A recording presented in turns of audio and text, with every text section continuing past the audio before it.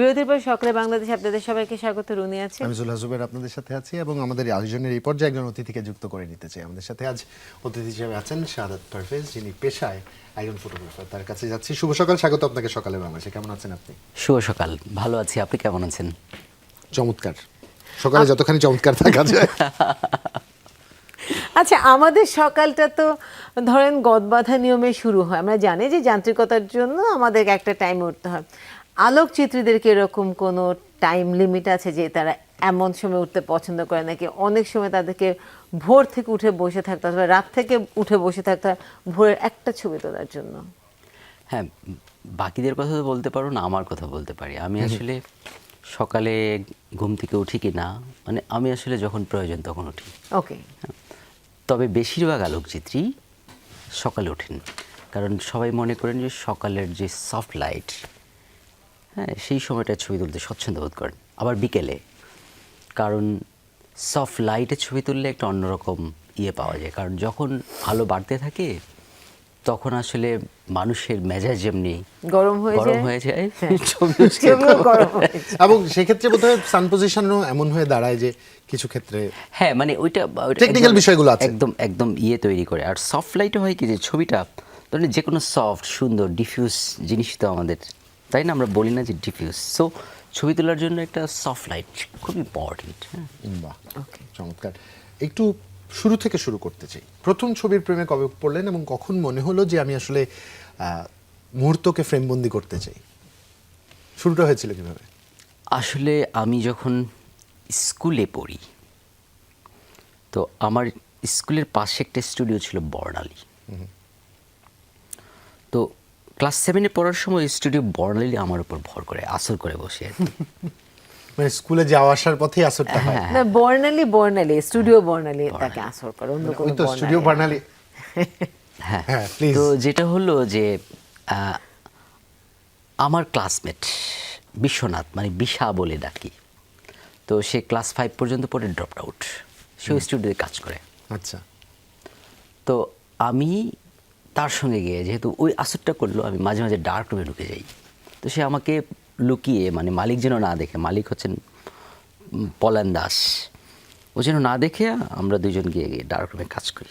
Dark রুমে কাজ করে একটা গন্ধ আছে, হাইফোর একটা গন্ধ, এটা আমার কাছে অন্যরকম লাগতো। এবং এই অন্ধকারের মধ্যে হাইপোসেলুলয়েড মিশে একটা অন্যরকম, একটা লাল লাইট, তারপরে মনে করেন যে এই কেমিক্যালের ভেতর কি বলে যে সাদা কাগজটা যখন ছবি ভেসে ওঠে, কাগজে ছবি ভেসে ওঠে, একটা গাইবি একটা ব্যাপারের মতো, মানে কি যেন একটা এটা সত্যি একটা মিস্টিরিয়াস বিষয়, খুবই মিস্ট্রিয়াস। হ্যাঁ, এবং আলো ছায়ার মধ্যে।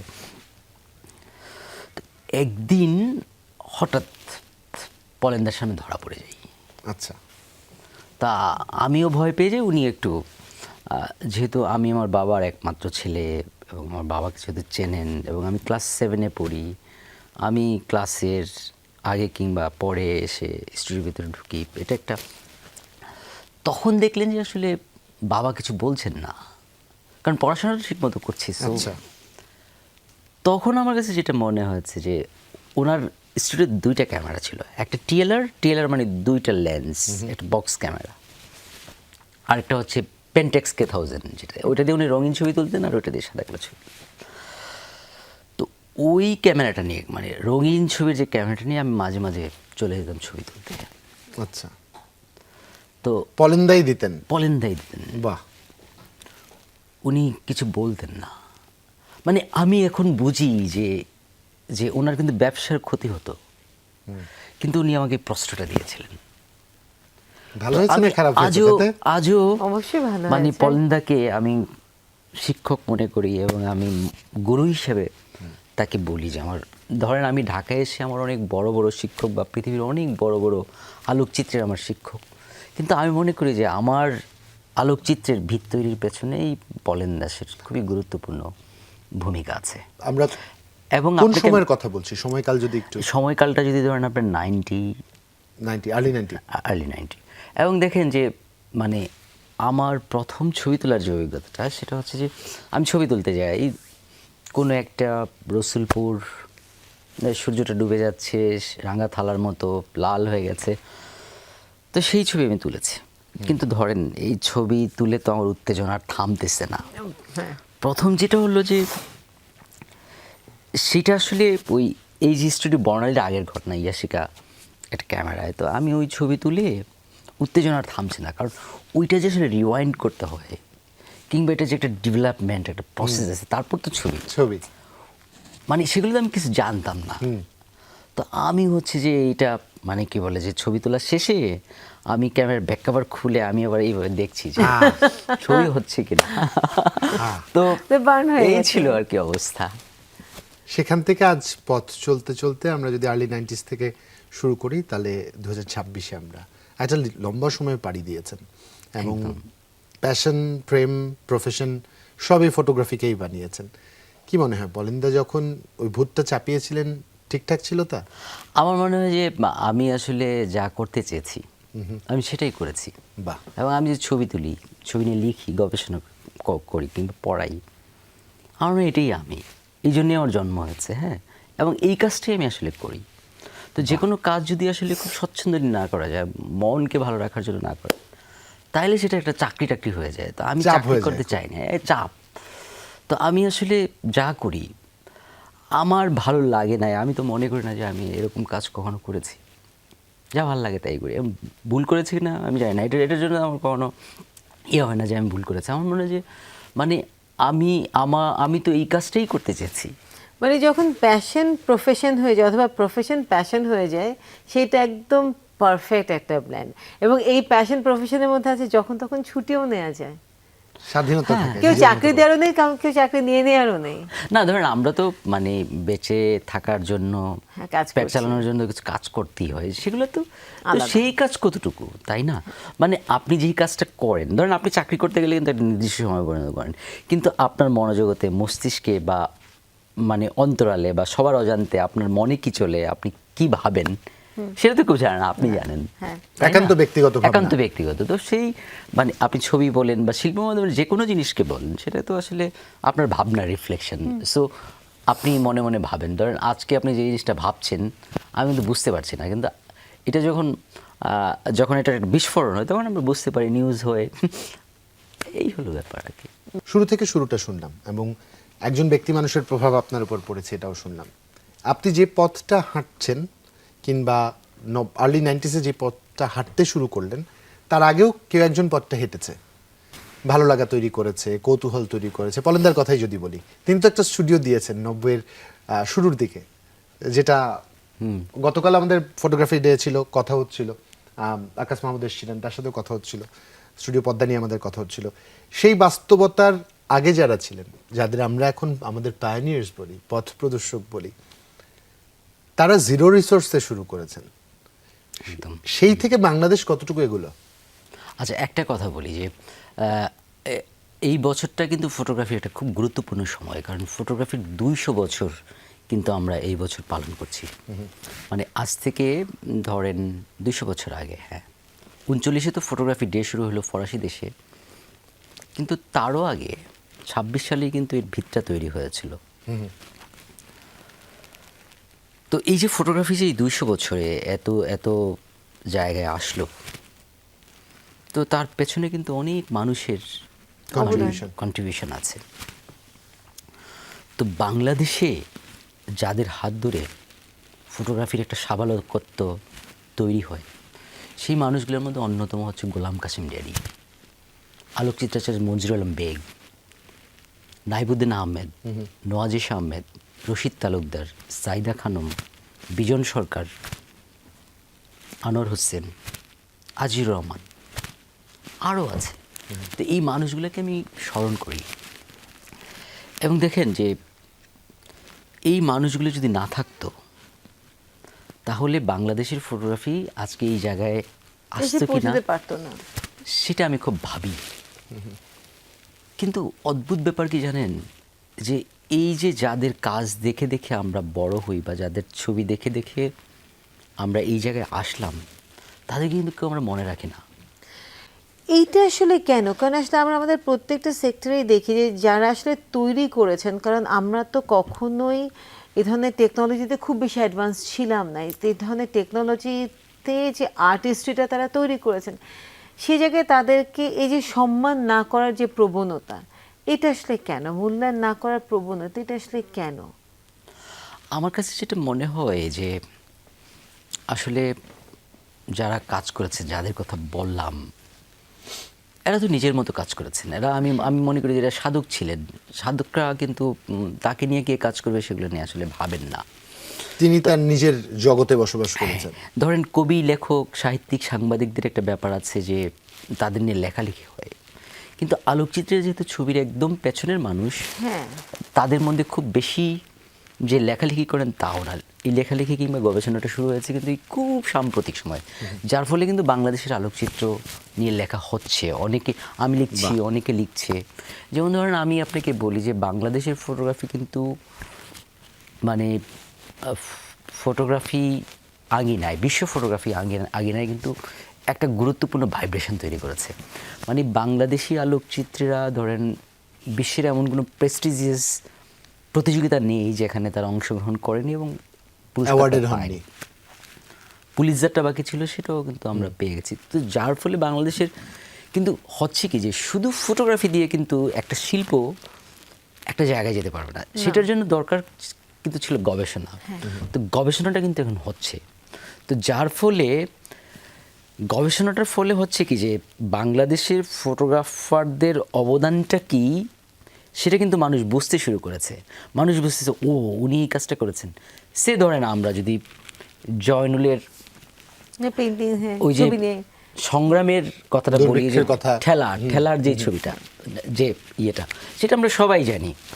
কিন্তু ধরেন জয়নুল কিন্তু নাইবুদ্দিন আহমেদের যে এই যে ঠেলা গাড়ির যেই ছবিটা, এইটা দেখে কিন্তু উদ্বুদ্ধ হয়েছিলেন। তো ওনাদের সঙ্গে মানে জয়নুল যখন কলকাতায় আর্ট কলেজের শিক্ষক, তখন কিন্তু নাইবুদ্দিন ইসলামিয়া কলেজের ছাত্র, এবং জয়নুলকে দেখে কিন্তু উনি ওই ওনার পেছনে পেছনে ঘুরে ঘুরে ওই 43-এর ওই মনমন্ত্রের ছবি ওনারা দুজনেই কিন্তু একজন আঁকলেন, একজন তুললেন। তো সেই হিস্ট্রিটা কিন্তু মানুষ জানে না। মানে আসলে কে কাকে দেখে অনুপ্রাণিত হয়েছেন, মানে দুইজনকে কিন্তু দুইজনকে দেখে। ধরেন এটা পৃথিবীর অনেক শিল্প মাধ্যমের অনেক কিন্তু এভাবে হয় যে আমার একটা ফটোগ্রাফস দেখে ইয়েটা হলো, বা কারো পেন্টিং দেখে সে ফটোগ্রাফি উদ্বুদ্ধ হলো, অথবা পেইন্টিং দেখে হয়তো সিনেমার ফ্রেমিং হলো। তো এই বিষয়গুলো কিন্তু মানুষ জানে না। এখন যখন মানুষ বুঝতে শুরু করলো এবং হিস্ট্রিটা লেখা হচ্ছে, তখন বোঝা যায় যে আমাদের আসলে বাংলার ফটোগ্রাফির যে জমিনটা, এটা অনেক বেশি বিস্তীর্ণ। বাহ, চমৎকার। ডকুমেন্টেশনের কথা বলছিলেন আপনি, রিসার্চের কথা বলছিলেন। এনাফ রিসোর্স আমরা ডিপ্লয় করতে পেরেছি কিনা এই রিসার্চের জন্য? আচ্ছা, এইটা একটা সংকট যে আমরা এরকম একটা জাতি যে আমাদের কোনো কিছু সংরক্ষণ করা নাই, আর্কাইভ নাই, কোনো কিছু নাই। তাও তো বইপত্র আছে, কিন্তু ফটোগ্রাফস আর্কাইভিংয়ের ব্যবস্থা এখন পর্যন্ত রাষ্ট্র করলো না। ধরেন আপনার একটা ফিল্ম বা একটা পেইন্টিং কোথাও না কোথাও রাখার কিন্তু জায়গা আছে, ধরেন ফিল্ম আর্কাইভ আছে। কিন্তু ধরেন বাংলাদেশে ফটোগ্রাফির যারা নক্ষত্র মানব, যাদের চোখ দিয়ে আমরা বাংলাদেশকে দেখি, দেশের সংস্কৃতিকে দেখি, সমাজকে দেখি, একটা সময়কে দেখি,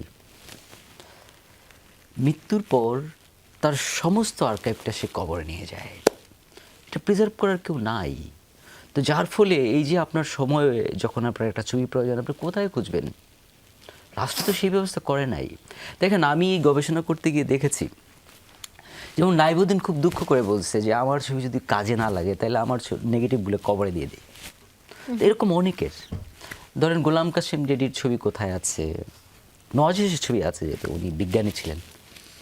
তো প্রিজার্ভেশন কিন্তু নাই। তো যার ফলে আমরা একটা সময়কে হারিয়ে ফেলছি। একদম একটা হয় কি যে আপনি যখন একটা রিসার্চ করবেন, তখন তো মূল মানে হ্যাঁ, ইয়ে হচ্ছে ছবি বা ধরেন negative। আমরা 80-র ঢাকাকে দেখতে চাই, 70-এর ঢাকাকে দেখতে চাই, বা আপনি 1901 সালের ঢাকাকে দেখতে চান। 1901 সালের ঢাকাকে ফ্রিজকেপের দেখতে ছবি না চাই। দেখলে তো আর উপায় নেই, আমাদের জানারই কোনো সুযোগ দেখেন নেই। এই যে ফ্রিজকেপের ছবি দিয়ে আমরা মানে 1901, 2, হ্যাঁ। 3, 4, 5 এর ছবি দেখি। তো প্রিজার্ভ তো নিশ্চয়ই তারা করেছিলেন। না, সেটা হয়েছে যেহেতু উনি মানে জার্মান আলোকচিত্রী, সেই কারণে ছবি হয়েছে। কিন্তু দেখেন যে ফ্রিজকেপের যদি মুখের একটা ছবি, আপনি কিন্তু ফ্রিজকেপের মুখের ছবি দেখাতে পারবেন না। আমি ফ্রিজকেপের এত ছবি দেখেছি, তার কিন্তু আমি একটা মুখের ছবি দেখার কিন্তু আমার খুব আকুলতা অনুভব করেছি। কিন্তু যে তিনি নিশ্চয়ই দেখতে কেমন ছিলেন, তিনি কেমন ছিলেন, হ্যাঁ। এবং দেখেন যে ওই সময়ে নবাব আহসানুল্লাহ উনি নিজেও তো ফটোগ্রাফি করতেন এবং আহসানুল্লাহর বন্ধু ছিলেন প্রিন্সকে। তো আহসানুল্লাহ কিন্তু যখন নবাব হলেন তখন কিন্তু ঢাকার একটা ভৌত অবকাঠামো উন্নয়নের পাশাপাশি উনি কিন্তু সামাজিক সাংস্কৃতিক একটা হ্যাঁ। ইয়ে চাইলেন। উনি দেখলেন যে পরিবর্তন পশ্চিমবঙ্গের এসেছে। তুলনায় পূর্ব বাংলায় এত উপেক্ষিত কিচ্ছু নাই। উনি নানা কিছু করলেন, বিদ্যুৎ আনলেন, ইয়ে করলেন। তারপরে ওনার ফটোগ্রাফার বন্ধু ফ্রিজকেপকে বললেন তুমি ঢাকায় আসো। এই যে বাংলা যেটা আপনি মানে গল্পটা করছিলেন আসাদুল্লাহর সময়, সেটা যদি একটু আপনি আমাদেরকে বলেন। যখন থেকে ঢাকা আসলে ডকুমেন্টেড হওয়া শুরু হ্যাঁ। করলো, হ্যাঁ, তো ওই ফ্রিজকেপ আসলেন 8 নম্বর যে ওয়াইস গার্ড, সেখানে উনি একটা স্টুডিও করলেন। ওকে। তারপরে তো আহসানুল্লাহ হ্যাঁ। মারা গেলেন, উনি অভিভাবকহীন হয়ে পড়লেন। সলিমুল্লাহ তার দায়িত্ব নিলেন। কিন্তু দেখেন ওই সময়ে 1914-15 দিকে প্রথম বিশ্বযুদ্ধ লেগে গেল। উনি তো জার্মান নাগরিক, আর আমরা তো ব্রিটিশের কলোনিতে হ্যাঁ। থাকি। তো ওনার স্টুডিও ছিল কলকাতায় আর একটা দার্জিলিংয়ে। উনি ওগুলো গুছানোর জন্য ওখানে গেলেন। উনি আর ফিরতে পারছিলেন না এই যুদ্ধের টানাপোড়েনে। তো ওনার যে কাপড় সেলাই করতেন, তো উনি ওনার কাছে 17 টাকা পান। ওই 17 টাকার জন্য ব্রিটিশ সরকার তার বিরুদ্ধে মামলা করালো, এবং মামলার পরে যেহেতু উনি আসতে পারছিলেন না, উনি ফেরারি কলকাতায়- ঘোষণা করা হলো তাকে। তারপরে ওনার সমস্ত সম্পত্তি ক্রোক করা হলো, স্টুডিওকে ক্রোক করে সমস্ত জিনিস। হ্যাঁ, নিয়ে যাওয়া হলো। উনি ঢাকায় থাকতেন, সম্ভবত ওয়ারিতে থাকতেন। ওখানে তার এক ছোট্ট শিশু মারা গেলেন, সেটা আছে, তার এপিটা পাওয়া আছে। তো তারপরে যুদ্ধ যখন শেষ হয়ে গেল, তারপরে উনি দেখলেন যে যে সমস্ত জার্মান নাগরিকই তো আর আমাদের শত্রু না। কলকাতা ওনাকে নাগরিকত্ব দিলেন। ওকে। তার কয়েক বছর পরে উনি মারা যান। কিন্তু উনি কিন্তু আর কখনো বাংলাদেশে আসেননি। তো বাংলাদেশে তাকে নিয়ে কিন্তু চর্চা হয় না, কিন্তু তার ছবি দেখার মধ্য দিয়ে কিন্তু আমরা ঢাকায় ঢাকাকে বাংলাদেশকে দেখি। আমরা ওই সময়কে দেখি, আজ থেকে 100 বছর আগের, মানে 125 বছর আগের সময়কে দেখি বাংলাদেশ ঢাকা কেমন ছিল, আহসান মঞ্জিল কেমন ছিল। কেমন ছিল। হ্যাঁ, তো এগুলো হচ্ছে ব্যাপার। আর আমরা আসলে এরকম একটা মানে দেশের মানুষ বা জাতি যে আমরা আপন মুখের দিকে তাকাতে পারি না, না। যার ফলে নানা জায়গায় সংকট। তো আমাদের মেধা ধার করতে খুব ভালো লাগে। খুব ভাল লাগে, হ্যাঁ, কিন্তু আমরা নিজের মানুষদেরকে কখনো আসলে মূল্যায়ন করতে মনেই পারি করি না। এই যে ফটোগ্রাফাররা যে ধরেন একটা সমাজের, আমি তো বলি হীরের আংটি, বা মানে সময়কে দেখি, বা তাদের মধ্য দিয়ে আমরা, এটা সময়কে সাথে ধরে রাখছেন আপনি। তো এগুলোর আসলে মূল্যায়ন হয়নি আসলে। কেন কেন বলি জানেন? যে ধরেন এই যে চারুকলা, ধরেন যে 7 আর্টস অফ ইউনাইটেড, তার সবচেয়ে নবতর সংযোজন তো হচ্ছে ফটোগ্রাফি। দেখেন বাংলাদেশের চারুকলায় ফটোগ্রাফি বিভাগ নেই, বাংলাদেশের শিল্পকলায় আলোকচিত্র বিভাগ নেই। তো তাতে কি ফটোগ্রাফির সমস্যা? না। একেবারে না। মানে এই যে চারুকলায় ফটোগ্রাফি বিভাগ নেই নেই, কেন? তার মানে মানে আমরা এটা কি শিল্প হিসেবে এখনো রেকগনাইজ করিনি? বলছি এই যে নেই, তো তার মানে সে কিন্তু পরিপূর্ণ অবয়বে কিন্তু সে কি থাকলো? পরিচয় তো দিতে পারবে না, দিতে পারবে যেহেতু না। স্বীকৃত নয়। সে নাই। আপনি যে কি প্রশ্নটা করলেন, যে কেন নেই? কেন কেন নেই, কেন কেন নেই? স্বীকৃতি দেই না, আচ্ছা। শিল্পকলার মাধ্যম কেন হতে পারছে না? সেইটা কিন্তু ধরেন শিল্পাচার্য জয়নুল আবেদিন যখন শুরু করেন চারুকলা, তখন উনি ফটোগ্রাফির কথা ভেবেছেন, কিন্তু সেই সময়ে কিন্তু ওইভাবে ফটোগ্রাফারকে পাওয়া যায়নি। গোলাম কাসেম রেডি তখনও ধরেন রাজশাহীর ডিস্ট্রিক্ট রেজিস্ট্রার, ঢাকায় তখন আসেন। উনি এটা 60-তে, মানে 60s-এর দিকে উনি ফটোগ্রাফির কথা চিন্তা করলেন, এবং দেখেন যে উনি শিক্ষক হিসেবে নিয়োগ করলেন মোস্তফা মনোহরকে। যখনকার উনি পেন্টিং বোঝেন, ফার্স্ট ক্লাস ফার্স্ট হয়েছেন, ফটোগ্রাফি জানেন, ওনাকে নিয়ে আসলেন যে পেন্টিং ডিপার্টমেন্টের অধীনে একটা ফটোগ্রাফি সেকশন হবে। রোলিকট ক্যামেরা থেকে শুরু করে, এনলার্জার থেকে শুরু করে ট্রেটা পর্যন্ত কিন্তু কেনা হয়েছে, কিন্তু পরিসমাপ্তির পথে আর এগোয়নি। কিন্তু ফটোগ্রাফি কিন্তু জায়গা করে নিতে পারলেন না। মুস্তফা মনোহর বুঝলেন যেখানে হবে না। দূরদর্শিতা। দুই ধরনের টানাপোড়েন আছে, ফটোগ্রাফারদের পক্ষ থেকেও ছিল, কিছু কিছু শিক্ষকদের মধ্যেও ছিল, যারা মনে করেন না যে ছবি ভালো কিন্তু ফটোগ্রাফি আর্ট না। আর্ট না। মানে ওই ওই ওই আর্টের কনসেপ্ট কিন্তু উপেন্দ্র কিশোর রায় এবং সুকুমার রায় কিন্তু ভেঙে দিয়ে গেছেন আজ থেকে 120 বছর আগে। আজ এটা নিয়ে কথা হয়, কিন্তু যেটা হলো দেখলেন হবে না। তো ওই সময় যেটা হলো যে ধরেন পাকিস্তান টেলিভিশনে ঢাকা কেন্দ্র কিন্তু হয়ে গেল 64 সালে, এর আগেই তো নিয়োগ পর্বটা শুরু হলো। এখন দেখেন ওই সময় যেটা করলেন জামিল চৌধুরী, মানে যাকে আমরা টেলিভিশনের পায়োনিয়ার বলি, জামিল চৌধুরী, তারপর কালিম শেরাফি, ওনারা কিন্তু যত ট্যালেন্টেড লোকজন, যেই জায়গায় যেই ট্যালেন্টেড লোকজন ওনারা তাদের সব ধরে ধরে ধরে দেখে নিলেন। ওখানে নিয়ে গেলেন। তো যার ফলে কিন্তু হলো না কিন্তু। তো আজও কিন্তু এই চারুকলায় কিন্তু ফটোগ্রাফি ঢুকতে পারলো না।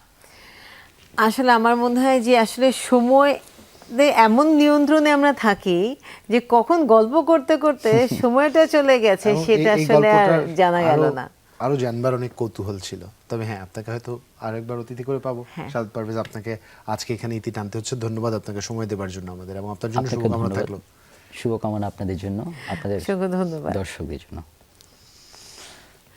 সময়টাকে ফ্রেমবন্দি করে ফেলুন। ভালো থাকবেন সবাই, শুভ সকাল।